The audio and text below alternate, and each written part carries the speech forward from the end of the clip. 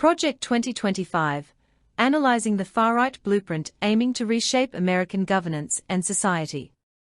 Project 2025, also known as the 2025 Presidential Transition Project, represents a sweeping and highly controversial proposal for how Donald Trump, if elected for a second term, should transform the federal government's role and scope.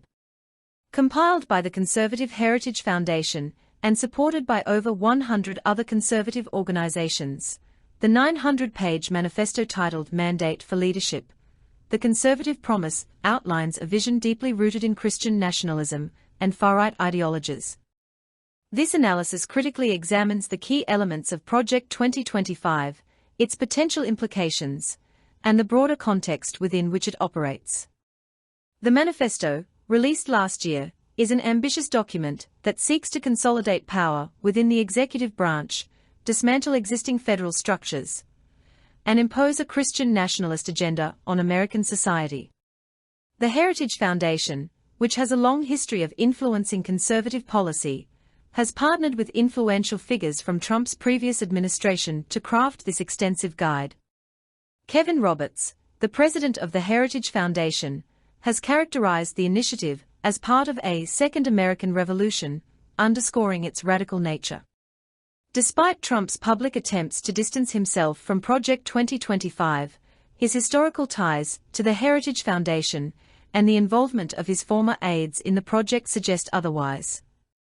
Trump implemented a significant portion of the Heritage Foundation's policy recommendations during his first term, making his disavowal of the current manifesto appear disingenuous.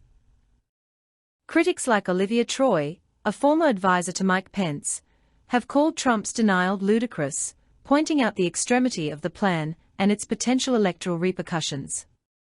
Project 2025 envisions a federal government guided by a narrow interpretation of Christian values, targeting reproductive rights, LGBTQ+ protections, and secular education. The manifesto's rhetoric indicates a desire to erase mentions of gender, sexuality, and racial history from public discourse and federal documentation. This approach not only threatens the separation of church and state, but also seeks to impose a singular religious viewpoint on a diverse population. A significant aspect of Project 2025 is the proposed reinstatement of Schedule F, an executive order that would allow the president to reclassify thousands of nonpartisan federal employees as at-will workers, subject to dismissal and replacement based on political loyalty. This move could transform the federal bureaucracy into a partisan tool, undermining the expertise and impartiality that are crucial to effective governance. The manifesto aggressively targets reproductive rights, advocating for nationwide abortion restrictions and the transformation of the Department of Health and Human Services into the Department of Life. Project 2025 proposes reversing FDA approval of abortion pills, criminalizing their distribution, and erasing terms related to reproductive health from federal regulations. This radical stance seeks to roll back decades of progress on women's rights and healthcare autonomy. Project 2025's stance on LGBTQ+ issues is equally draconian, aiming to strip protections and promote discrimination based on sexual orientation and gender identity.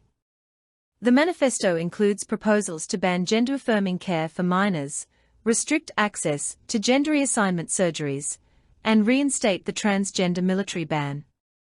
The broad definition of pornography in the document could also criminalize LGBTQ+ expression and advocacy, marking a severe regression in civil rights. The manifesto outlines a plan to politicize the Department of Justice and the FBI, advocating for increased presidential control over these traditionally independent institutions. This includes reviewing and potentially terminating federal investigations that do not align with the president's agenda, a move that could undermine the rule of law and democratic accountability.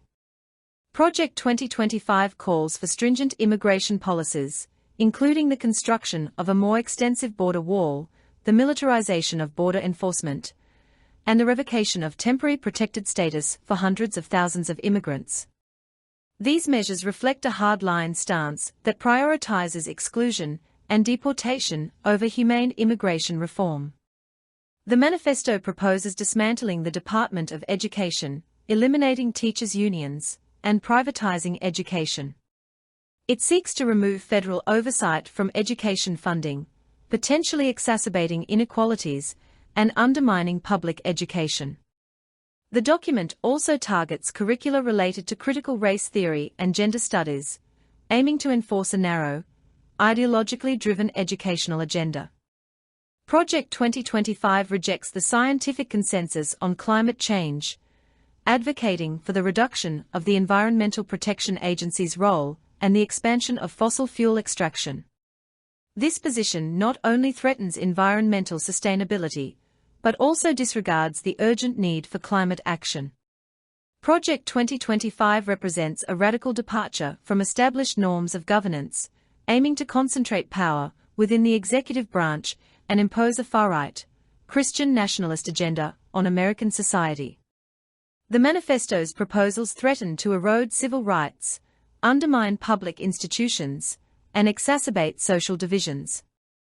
While the document reflects the ambitions of its authors, its implementation would likely face significant legal, political, and social challenges. As the nation approaches the 2024 election, Project 2025 serves as a stark reminder of the stakes involved in the preservation of democratic principles and human rights.